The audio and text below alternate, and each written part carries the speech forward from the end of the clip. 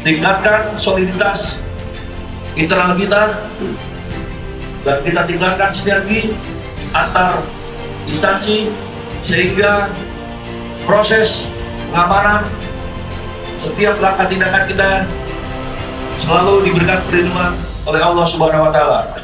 Terima kasih, dan sekali lagi saya minta kita tunjukkan bahwa Polri selaku alat negara pelindung payung rakyat masyarakat, selaku alat negara pemelihara Kamtipmas, selaku alat negara penegak hukum, hadir memberikan yang terbaik pada masyarakat di Aceh ini.